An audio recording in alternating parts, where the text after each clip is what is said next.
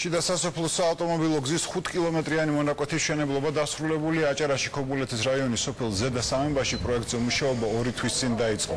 სარეაბილიტაციო პროექტი ექსპერიმენტულია, გზის აღსადგენად უახლოესი ტექნოლოგია გამოიყენეს, სავალ ნაწილზე ბეტონის საფარველი დაიგო. ეს არის ვთქვათ სტიმულირება აქ ეკონომიკის განვითარების ბევრი სხვა ყოფითი პრობლემების გადაწყვეტისა, რომელიც წლიდან წლამდე მოსახლეობას აწუხებდა. ჩვენ დავდივართ ახლა ბეტონის გზაზე, რომელიც სადაც სულ რამოდენიმე თვის წინ იყო გაუვალი პრაქტიკულად და მიუსვლელი